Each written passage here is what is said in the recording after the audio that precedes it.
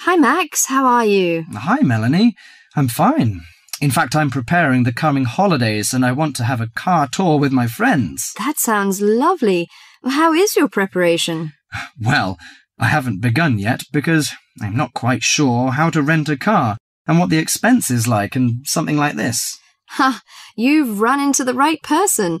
I did the same last holiday and I can recommend it to you. I went to Avis Rent-A-Car Company, which is at 14A Dover Road, Oxford. Let me write it down. Is it DOVER? Yes, and the telephone number is 634-0963. But if you book for the first time, dial another number with extension. That is 634-0853, extension 54.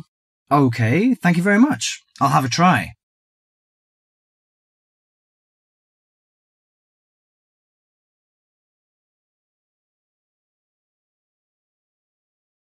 Before you hear the rest of the conversation, you have some time to read questions 5.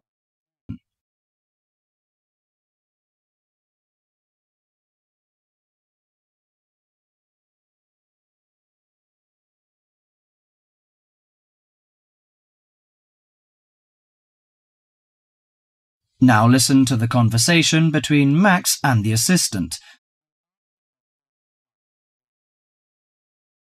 Good morning, Avis Rent-A-Car Company. How can I help you? Hi, I want to book a car for tour. I want to inquire some information about the grade of the cars and the prices. No problem. We offer a wide selection of rental cars to choose from luxury car to economy car, compact car, minivan, and pickup truck. Well, luxury car is obviously out of my price range, but compact or economy is not big enough.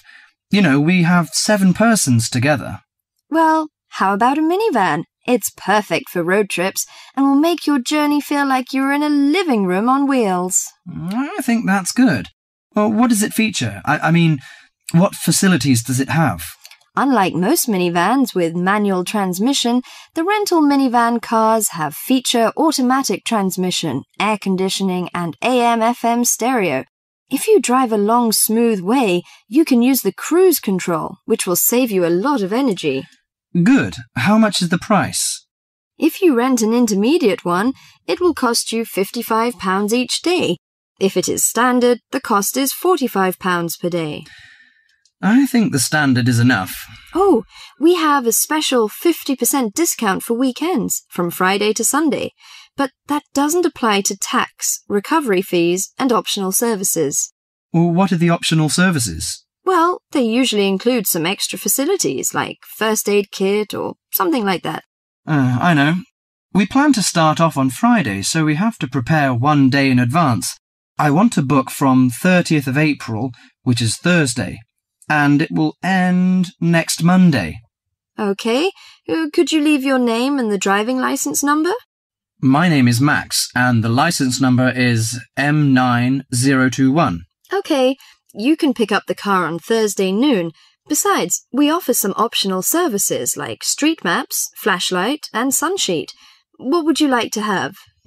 Flashlight is not necessary, I think, but street maps are useful, especially when we drive in a strange place. As for the sunsheet, I'd like to give that a miss. We don't want to spend too much extra money. Okay, Mr. Max, thank you for calling.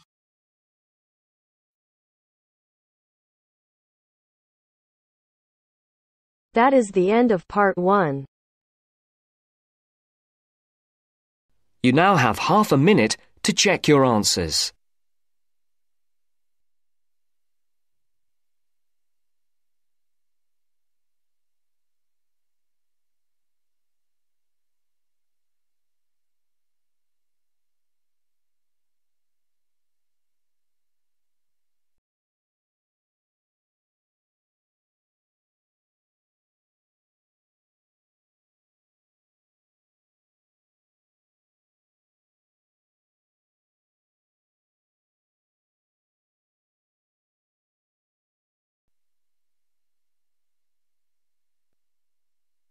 Now turns to part 2.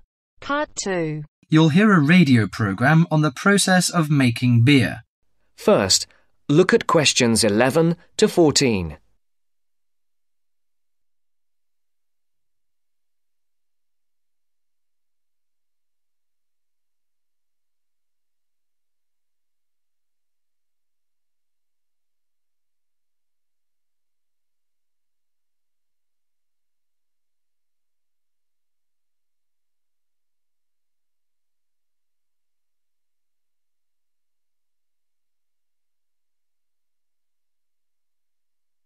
Listen carefully. Hello and welcome to Gourmet Evening, and this week we're looking at the world's popular beverage, a great favourite today, beer. And in the studio to tell us all about it is Clark Maxwell. Beer is one of my personal favourite beverages, and I've got a number of facts, tips and trivia about beer to share with you. So, who invented beer and when? What is beer made of?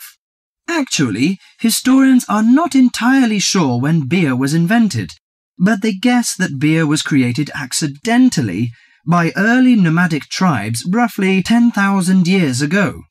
The four primary ingredients are malt, hops, yeast and water. Malt, which gives the beer a sweet taste, is made from barley soaked in water until its husks open and sprout. The sprouts are then dried and crushed. The small flowers of the hops vine are added partly because they taste bitter, helping balance the sweetness of the malt. Hops prevent the growth of bacteria that can spoil beer. Yeast is responsible for fermentation, which creates the alcohol and carbonation. Beer makers sometimes use additives or substitutes for malt or hops. Substitutes such as corn or rice can make a beer lighter or cheaper to produce. Before the broadcast continues, look at questions 15 to 20.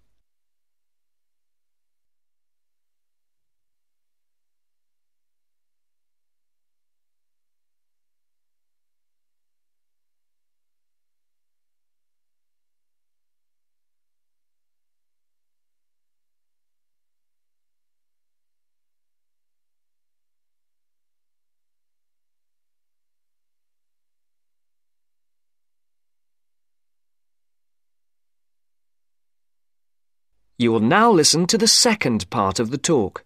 Adding fruit gives beer a fruity taste. Beer is not high in alcohol, as we know. The lowest type, light beer, contains no more than 2% alcohol, and the highest may reach 6%. Other drinks such as wine are more alcoholic. Wine contains 8 to 20% alcohol. But that is not to say drinking beer is no danger at all. Like all alcoholic beverages, beer can make it difficult to drive and think clearly.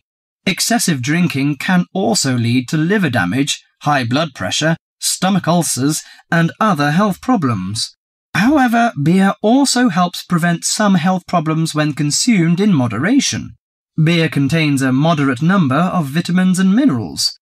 Studies have shown that small amounts of alcohol can reduce the risk of heart disease. Beer also contains selenium, a mineral that promotes bone growth and helps reduce the risk of osteoporosis. I suppose many of you think beer can give you a beer belly, but you are mistaken. Genes determine how fat is deposited. No food or drink can create fat deposits in specific areas of the body. As with all foods, the more calories you consume, the more likely they are to be stored as fat and cause weight gain. Beer contains no fat and averages 150 calories per serving. Well, one more thing. Pay attention to the storage and containers of beer. They will affect its taste. It's a mistake that the taste of beer improves with age, like that of some wines. Beer is a food product that will eventually become stale. It should be stored in a cool, dark location before consumption, and the colour of a bottle can influence the flavour. Brown bottles block out light that reacts with the hops, which could damage the flavour. Green or clear bottles provide little or no protection from light damage. Do you know which country drinks the most beer? Although Britain is even on the list of big consumers, actually the Czech Republic consumes the most beer. At 156 litres per person per year, followed by Ireland and Germany. That is the end of part 2. You now have half a minute to check your answers.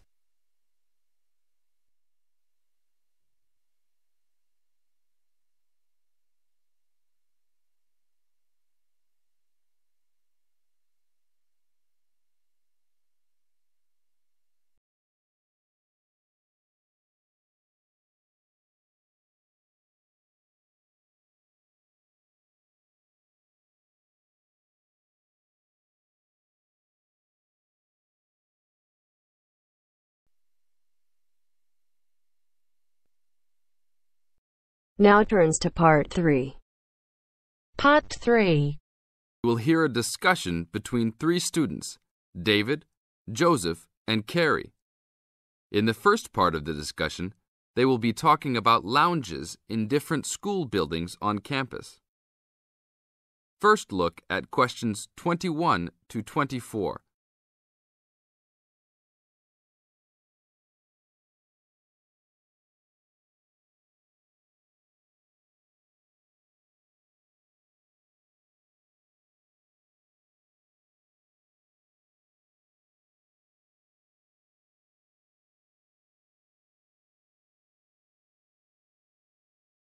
Now listen to the first part of the discussion and answer questions 21 to 24.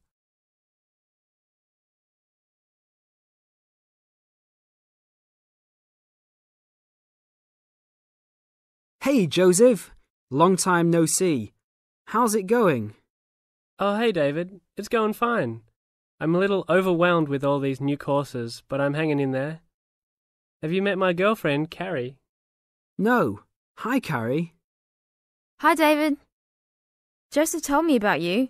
You two had quite the time last semester in European history, I hear. Yeah, we like to hang out after class. Now it's a little harder, though. Lounges aren't as good as they were back there in Wilson Hall. Yeah, they had chairs, couches, and tables to put your stuff on. And that lounge was full. There must have been 25 seats in there. Really? The lounge in Jones Hall, where I have my communications course, only has about 10 chairs. It's awful. We all just stand around or leave. I wish we could hang out more.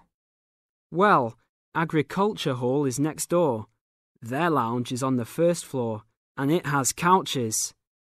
I think there are about 6 of them, and they're comfortable and hardly used at all. That's not a good idea. Thanks.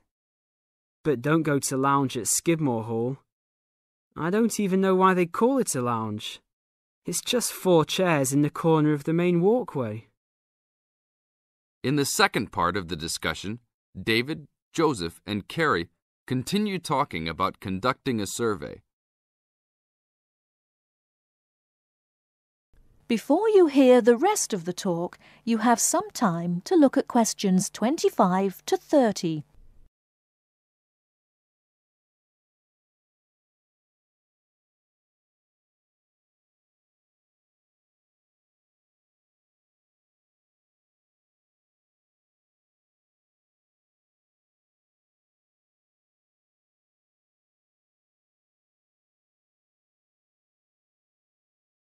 Now listen and answer questions 25 to 30. Guys, we should really do something about those lounges. I mean, couldn't we gather signatures and try to get the university to improve some of the facilities? Yeah, that's a great idea. But we can't just say something random like, oh, you need to make the buildings nicer. We should come up with some kind of ranking system and have students rank buildings, how beautiful they are, how nice they are, etc. Well, if we were ranking on a scale of 1 to 3, you all know that I would rank Skidmore Hall a 1. Like I just said, that place is awful. No facilities. The bathrooms are way down in the basement. You're right. But they do have a nice balcony on the 3rd floor. That might increase its value. But you shouldn't rank the architecture. You should rank how nice the building is for students to hang out in. Oh, okay. Then I agree with you. So should we do this? I think it's a great idea. But let's try it ourselves on a couple buildings so that we can work out any bugs in it. I think Wilson Hall is the best. Sure, but we've already begun. We will give a building 1 point if it has poor facilities, not enough chairs and no vending machines, that kind of thing. And give a building 2 points if it is okay or acceptable. We can rank buildings that we really like as having 3 points.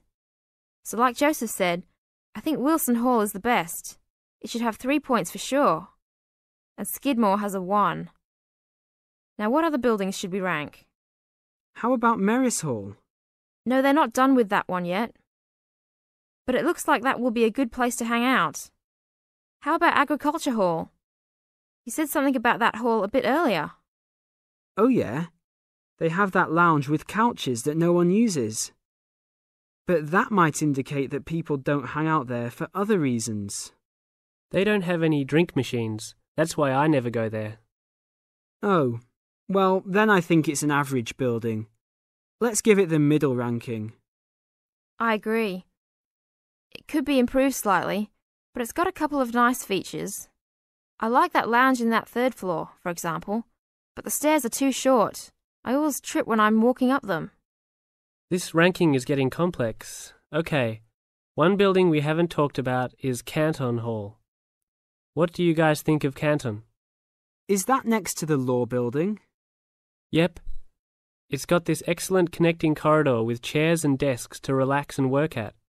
The cafeteria there is great too. I think that place is just as good as Wilson. Well, I've only been there once, and didn't know that was what it was called. It was kind of confusing, and it's kind of far for me to go, but I liked it. So I'll give it the middle ranking. 2 points because it had nice facilities, but a poor and confusing layout.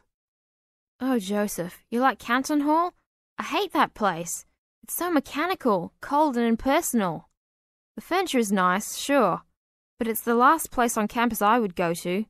I give it a 1. Interesting. Well, let's write this little survey up and start passing it around. I don't have time to type it up. Can you? Sure. I'll do it after my biology class.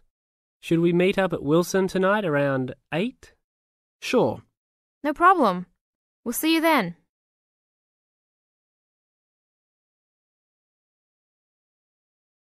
That is the end of part 3. You now have half a minute to check your answers.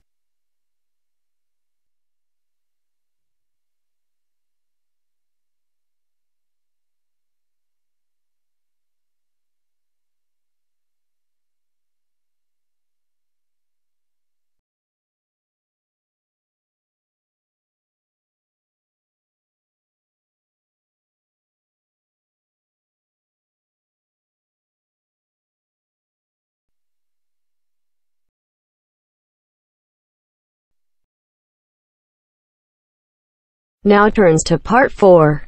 Part 4. You will hear part of a lecture about a crater in Australia. First, you have some time to read questions 31 to 40.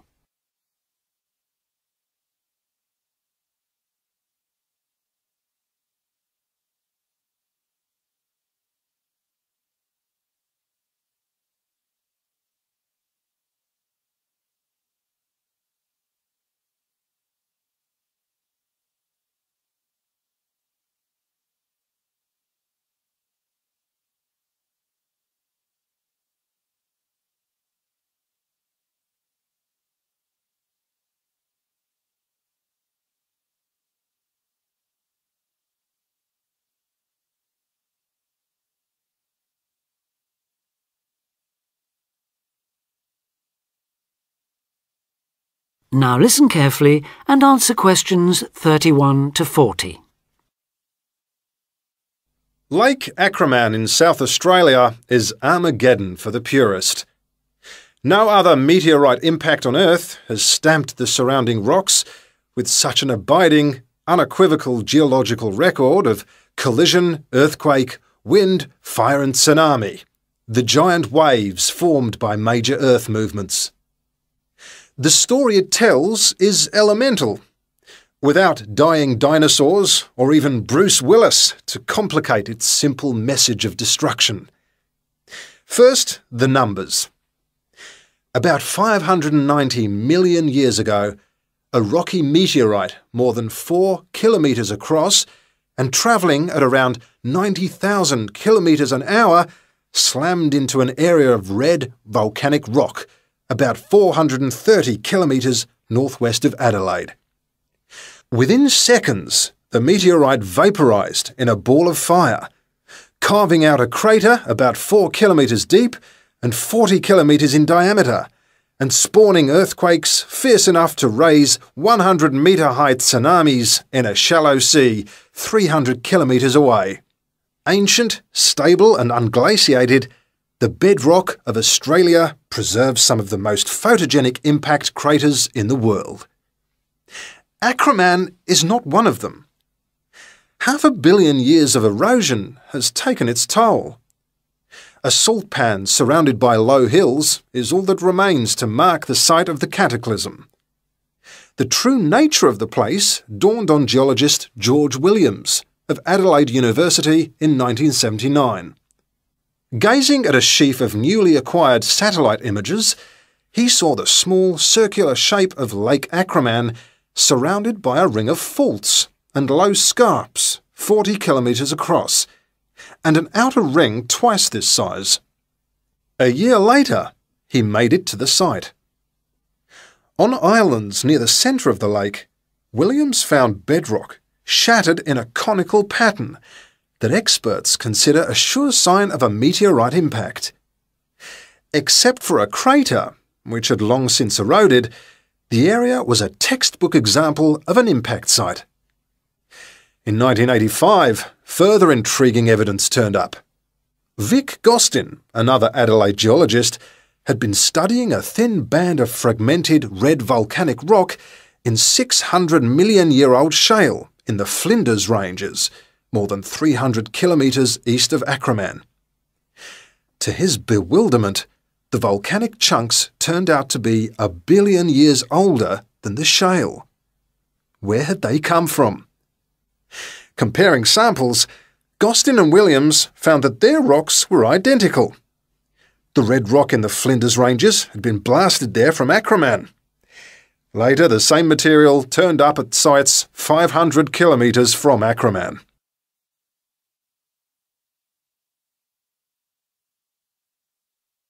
Everywhere, the bands of fragments showed the same structure. Coarse pebbles at the bottom, then a cocktail of silt and sand, then layers of increasingly fine sand, distorted on top into a wavy, scalloped pattern. These layers also show, step by step, how the meteorite transformed the floor of an ancient sea hundreds of kilometres away, according to Malcolm Wallace of Melbourne University. First came the earthquake. Travelling at about 3 kilometres a second, shock waves arrived offshore within a minute or two of the collision, stirring up the water with clouds of silt as the seabed shook. Then shattered rock from the explosion arrived by air. Pebbles and boulders crashed into the water, reaching a depth of about 200 metres within a minute. One day they would become the lower band of the Flinders Rock. Sand took up to an hour to come to rest, finally bedding down with the silt that was also now settling on the sea floor as the effects of the earthquake died away. This mixture would eventually form the next layer. About an hour after the meteorite's impact, huge waves rolled in, leaving the ripples on the surface that later hardened into rock. Clear as mud is not an oxymoron. In Acraman, the arid, timeless Australian outback has preserved the closest thing the Earth can boast to a perfect pockmark, the pinnacle of imperfection. That is the end of part 4. You now have half a minute to check your answers.